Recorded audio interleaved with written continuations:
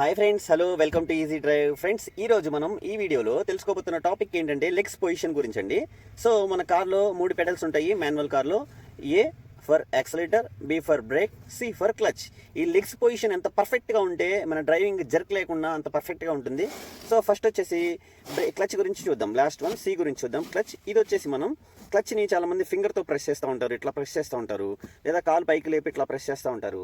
So ఇది clutch ఉన్న వాటిలో కొంచెం హార్డ్గా ఉంటుంది.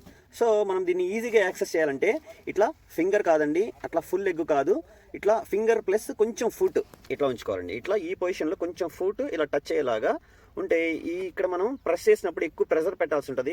ఫింగర్తో కనుక అలా ప్రెషర్ పెట్టామంటే పెయిన్ వస్తుంది, మనకి ట్రాఫిక్లో ఇట్లా జర్క్ వచ్చే మూమెంట్ వస్తుంది.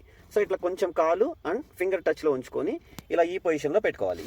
కింద టచ్లో కంపల్సరీగా ఇక్కడ టచ్లో ఉండాలండి. గ్రౌండ్ ఫుల్ క్లోజ్ చేసినప్పుడు మనం కాలు కొంచెం పైకి లేసినా పర్వాలేదు, ఫుల్ ఓపెన్ చేసినప్పుడు కొంచెం లేసినా పర్లేదు. కానీ మనం బైటింగ్ పాయింట్ ఏదైతే బైటింగ్ పాయింట్ ఉంటుందో, అంటే హాఫ్ క్లచ్ ఇట్లా ఓపెన్ చేసినప్పుడు మూమెంట్ కోసం, అప్పుడు మాత్రం కంపల్సరీగా కాలు కింద టచ్లో ఉండాలండి. గ్రౌండ్కి టచ్లో ఉంచుకొని ఇలా కొంచెం ఓపెన్ చేసుకొని ఒక 2-3 సెకండ్స్ వెయిట్ చేసి టోటల్ ఓపెన్ చేసేయచ్చు. సో క్లచ్ గురించి ఇది. తర్వాత బ్రేక్ అండ్ యాక్సిలరేటర్ గురించి వచ్చేసి రైట్ లెగ్ యూస్ చేస్తాం. సో మనం బ్రేక్ అండ్ యాక్సిలరేటర్ యూస్ చేయడం కోసం మన కాలు అనేది బ్రేక్ స్ట్రైట్లో ఉంచుకోవాలి ఈ పొజిషన్లో.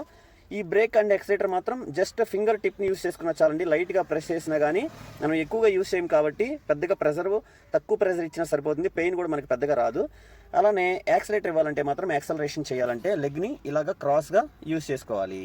క్విక్గా మనకి ఎమర్జెన్సీగా యాక్సిలరేటర్ అవసరం అవుతుందా, బ్రేక్ అవసరం అవుతుందా అంటే ఖచ్చితంగా మనకి ఎమర్జెన్సీలో బ్రేకే యూజ్ అవుతుంది.